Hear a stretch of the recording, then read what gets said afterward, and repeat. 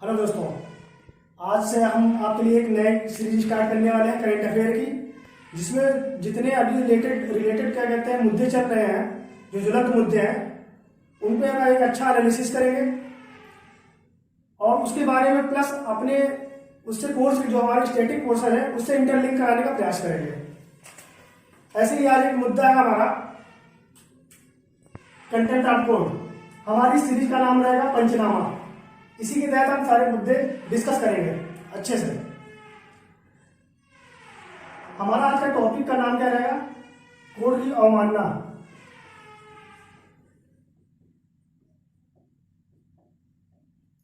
English में से बोलते हैं कंटेम्प्ट ऑफ कोर्ट।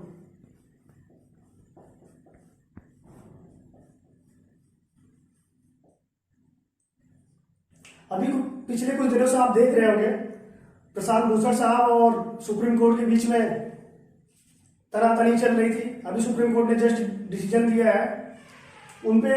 अभी आप आज की न्यूज आपने देखी होगी, उनपे ₹1 का जुर्माना लगाया गया है। कंटेम्प्ट ऑफ कोर्ट के लिए उन्हें ₹1 का जुर्माना लगाया गया है। तो हमें समझना होगा कंटेम्प्ट ऑफ कोर्ट होता क्या है।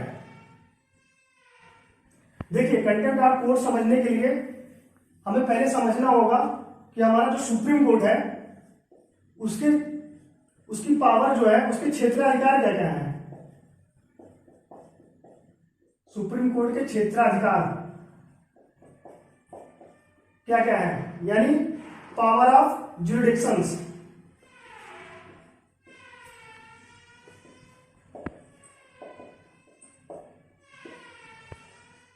अब इसे समझने के लिए कि हमारे सुप्रीम कोर्ट के क्षेत्राधिकार क्या है, अगर इसको आप समझेंगे पहले तभी आप इसको समझ पाएंगे कोर्ट की अवमानना होता क्या है, एक्चुअल में होता क्या है।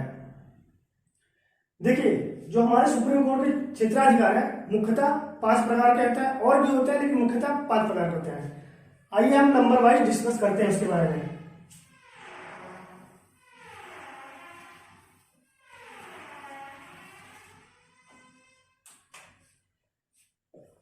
पहला हमारा क्षेत्राधिकार है प्रारंभिक क्षेत्राधिकार।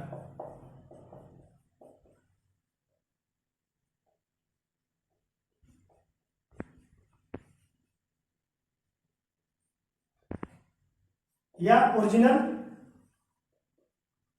ज्यूरिडिक्शंस।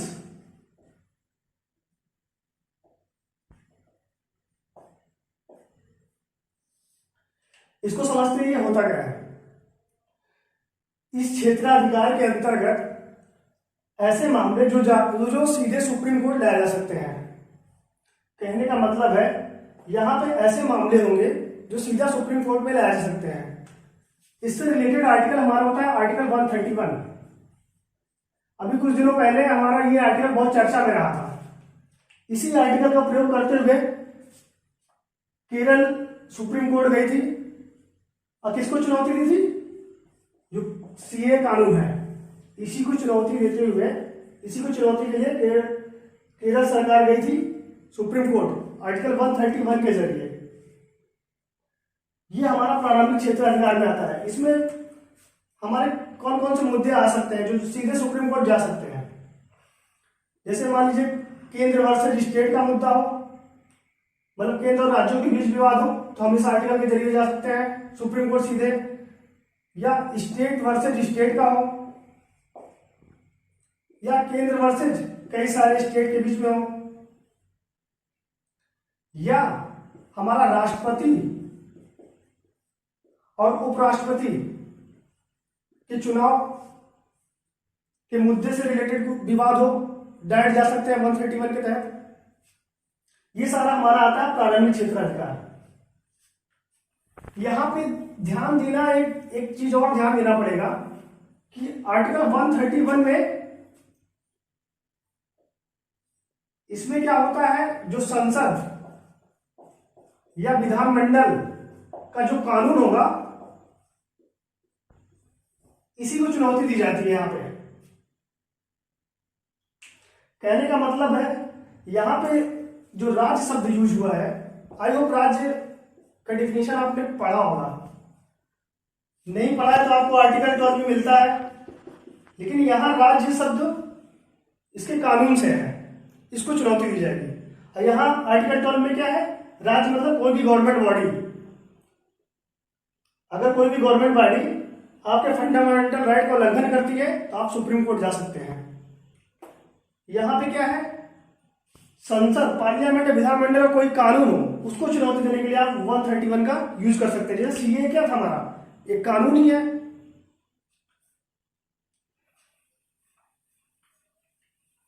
अब इसी कानून के जरिए क्या कहते हैं, केंद्र सरकार गई थी, चुनौती दी थी।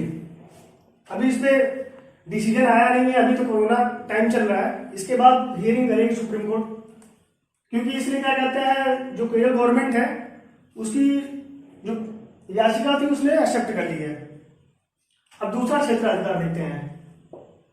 दूसरा क्षेत्राधिकार हमारा था अपीली क्षेत्राधिकार। अपीली क्षेत्राधिकार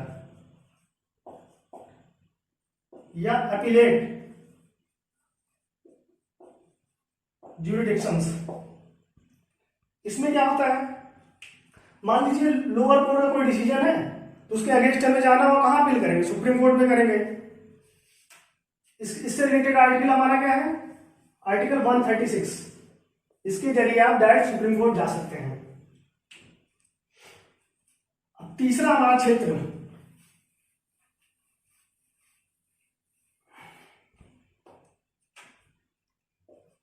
तीसरा हमारा आता है सलाहकारी क्षेत्र। सुप्रीम कोर्ट की तीसरी पावर आती है जो हमारी सलाहकारी क्षेत्र या एडवाइजरी जुडिक्शंस। एडवाइजरी जुडिक्शंस, इससे रिलेटेड हमारा आर्टिकल क्या है, आर्टिकल 143। इस आर्टिकल से आप परिचय होंगे। ये आर्टिकल में क्या है कि राष्ट्रपति को कोई सलाह लेनी हो सुप्रीम कोर्ट से संविधान के किसी मुद्दे पे, तो इस आर्टिकल के जरिए वो सलाह ले सकता है।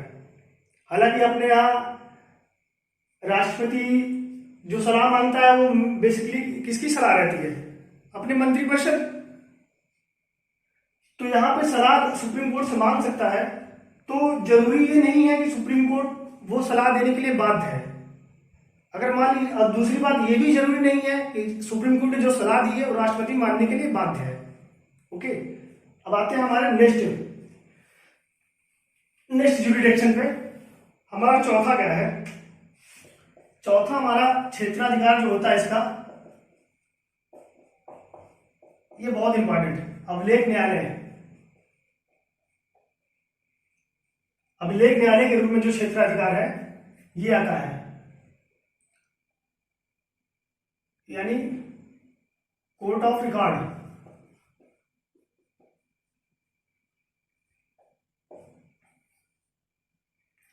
इससे रिलेटेड हमारा आर्टिकल है आर्टिकल 129।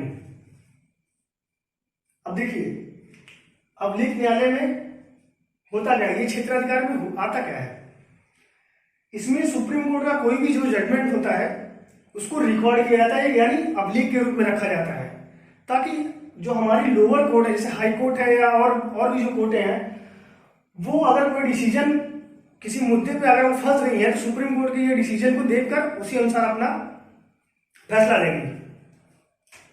तो पहला तो यही हो गया कि एक रिकॉर्ड के रूप में रखना।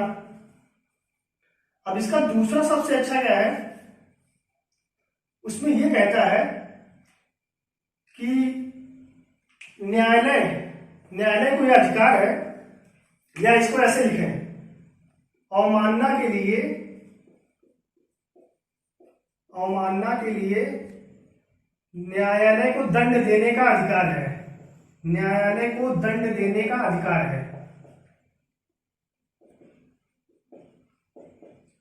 देखिए अब यहां पे आया ना, अवमानना के लिए न्यायालय को दंड देने का अधिकार है। अवमानना के लिए न्यायालय को दंड देने का अधिकार है।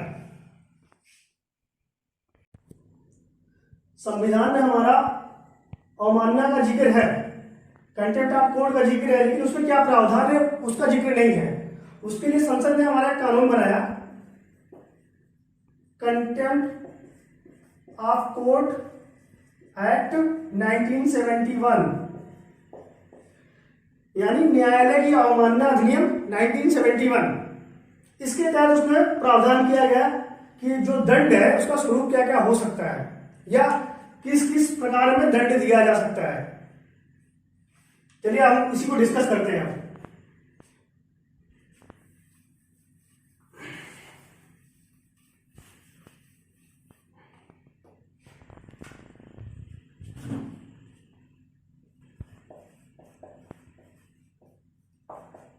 कंटेम्प्ट ऑफ कोर्ट एक्ट 1971,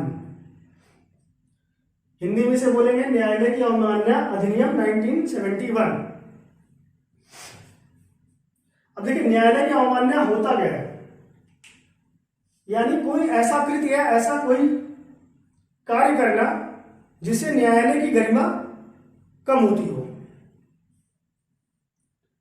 ठीक, तो अब ये सोच रहे हो प्रशांत भूषण साहब ने हमारे ऐसा क्या कर दिया जो न्यायालय की गरिमा कम हो गई। अभी हम उसको आगे बताते हैं। पहले आप इसे समझ लीजिए, कंटेम्प्ट ऑफ कोर्ट एक्ट 1971 के प्रावधान क्या क्या है। देखिए यहां पे हमारा दो प्रकार से ये कंटेम्प्ट ऑफ कोर्ट लगता है। पहला है दीवानी अवमानना,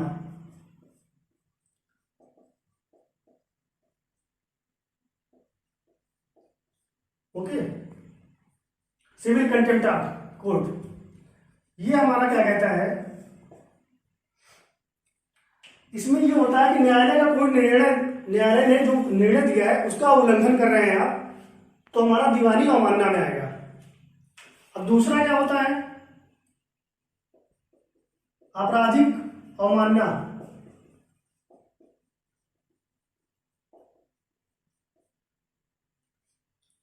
ये हमारा क्या कहता है, ये कहता है कि कोई ऐसा वक्तव्य या कोई ऐसा स्टेटमेंट आप जो दे रहे हैं जिससे न्यायालय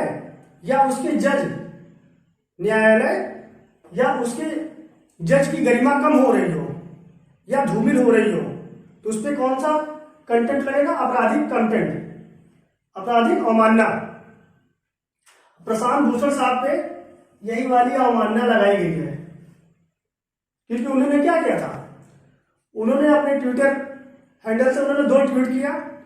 पहले में उन्होंने जो हमारे चीफ जस्टिस हैं एस.ए. बोबड़े,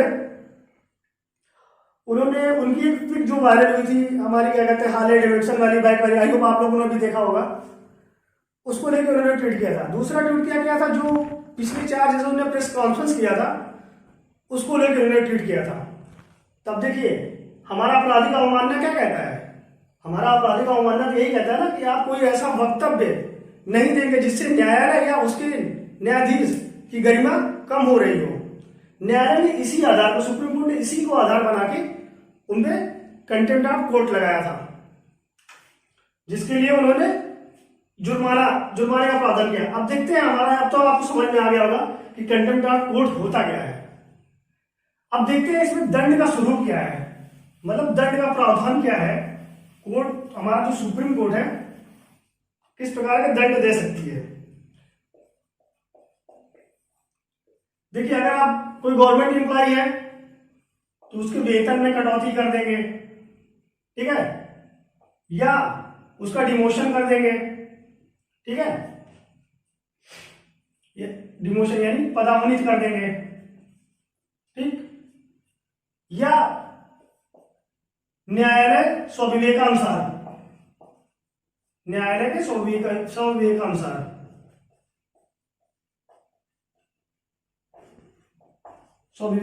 दंड। अब देखिए 1 रुपए का जो जुर्माना लगाया गया है, तो यहाँ यही तो आता है, स्वविवेक के अनुसार उन्होंने कर दिया। और इसमें सजा कितनी हो सकती है, तो हमारी जो मैक्सिमम सजा है इसमें कंटेम्प्ट ऑफ कोर्ट के लिए 6 मंथ की, यानी 6 माह की है। अब देखो न्यायालय ने यह भी कहा था कि अगर आप 1 रुपए का जो जुर्माना है अगर आप वो चुकाते नहीं हैं तो आपको हम 3 माह के लिए सजा का प्रावधान करेंगे, और शायद में भी साल भर के लिए क्या कहते हैं, आपको जो कानून आप प्रैक्टिस कर रहे हैं वो आपको क्या कहते हैं साल भर के लिए रोक, उस पर स्टे लगा दिया जाएगा। देखिए यहाँ 1 रुपए की राशि से मतलब नहीं है कि 1 रुपए न्यायालय ने क्यों लगाया।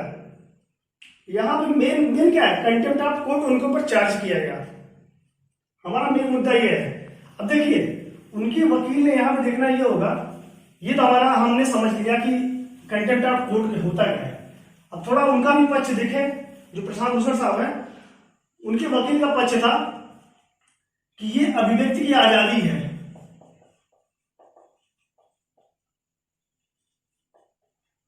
अभिव्यक्ति की आजादी, ये मुद्दा जो है अभिव्यक्ति की आजादी का है।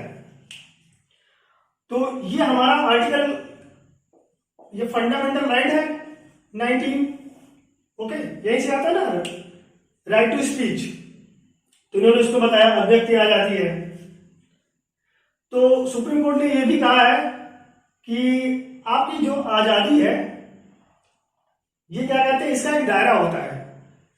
जिन्होंने संविधान पढ़ा होगा उनको समझ में आ रहा होगा, जिन्होंने नहीं पढ़ा है अभी तो उतना बस ये जान ले कि उन्होंने कहा था कि अभ्यर्थी की आजादी होनी चाहिए। प्लस दूसरा उन्होंने ये कहा था, उनके वकील ने, कि न्यायालय को आलोचना का सामना करना चाहिए। आलोचना का सामना करना चाहिए, न्यायालय को आलोचना का सामना करना चाहिए।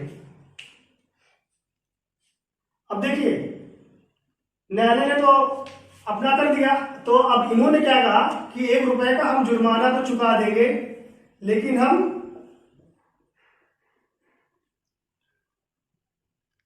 पुनर्विचार याचिका डालेंगे।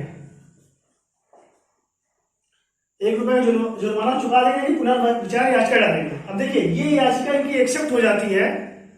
ये याचिका अगर एक्सेप्ट हो गई तो उसके बाद सुप्रीम कोर्ट क्या करेगी, जुडिशियल रिव्यू करेगी। सुप्रीम कोर्ट क्या करेगी, जुडिशियल रिव्यू यानी न्यायिक पुनरावलोकन। ये इसको शक्ति कहां से मिलती है, ये हमारा क्या है, आर्टिकल 137। ये हमारा न्यायिक पुनरावलोकन, इसी आर्टिकल के तहत जुडिशियल रिव्यू करेगी। मतलब जुडिशियल, इसका मतलब क्या हुआ, सुप्रीम कोर्ट ने जो अपना निर्णय दिया है उसी का रिव्यू करेगी। किस आर्टिकल के जरिए, 137 के जरिए। अब देखिए इस सारे मुद्दे में एक थर्ड पार्टी भी थी। थर्ड पार्टी कौन सी थी हमारी, अटॉर्नी जनरल की। अटॉर्नी जनरल, ये आपका होमवर्क रहेगा कि ये अटॉर्नी जनरल का कार्य क्या है, प्लस कौन से आर्टिकल के तहत उसके सारे प्रावधान है, ये आप लोग करिएगा। आई होप आपको ये सारी चीजें समझ में आई होगी, एक दूसरे से इंटरलिंक समझ में आया होगा। एक बार हम फिर से थोड़ा सा रिकॉल कर लेते हैं कि हमने चीजें पढ़ा क्या क्या।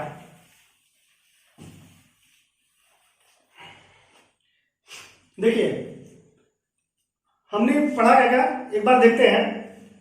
मुद्दा हमारा क्या था, सुप्रीम कोर्ट का भी डिसीजन आया कंटेम्प्ट ऑफ कोर्ट के लिए, 1 रुपए का जुर्माना लगाया गया प्रशांत भूषण पे। तो हमने ये पढ़ा कंटेम्प्ट ऑफ कोर्ट क्या होता है। उससे पहले हमने पढ़ा न्यायालय का क्षेत्राधिकार क्या होता है। मेनली 5 तरह का न्यायालय का क्षेत्राधिकार होता है। तो हमने बताया प्रारंभिक क्षेत्राधिकार, जिसमें राष्ट्रपति, उपराष्ट्रपति इन सब का मुद्दा हो, या राज्य के बीच का मुद्दा हो, या केंद्र और राज्यों के बीच का मुद्दा हो। फिर दूसरा हमने पढ़ा था अपीली क्षेत्राधिकार, जिसमें न्यायालय यानी उच्च न्यायालय और भी न्यायालय के बीच जो जजमेंट है उसके लिए अपील कहाँ करेंगे, हम सुप्रीम कोर्ट में कर सकते हैं। उसके लिए हमारा आर्टिकल कौन सा था, 136 आर्टिकल था। फिर हमने तीसरा क्या पढ़ा था, सलाहकारी क्षेत्राधिकार, एडवाइजरी क्षेत्राधिकार। उसका आर्टिकल क्या था, आर्टिकल 143 था। उसमें क्या था, उसमें ये था कि राष्ट्रपति को कोई सलाह मांगनी है तो सुप्रीम कोर्ट से सलाह मांग सकता है, ओके। लेकिन यहां पर ये जरूरी नहीं है कि सुप्रीम कोर्ट सलाह देने के लिए बाध्य है, और दूसरा ये भी जरूरी नहीं है कि राष्ट्रपति को सलाह मानने के लिए बाध्य है। तीसरा हमारा, फिर हमने उसके आगे हमने क्या पढ़ा, अब लेख न्यायालय पढ़ा। फिर उसके बाद हमने क्या पढ़ा, जुडिशियल रिव्यू पढ़ा। देखिए सारे एक दूसरे से कनेक्ट है, ठीक। अब मुद्दा आपको समझ में आ रहा होगा। अब अगर जो आप न्यूज में देखते होंगे तो आपको समझ में आएगा उसके पीछे क्या चल रहा है। आई होप ये वीडियो आपको अच्छा लगा होगा और हमारी ये सीरीज अच्छी लगी होगी। अगर आपको पसंद है तो आप लाइक कर दीजिए।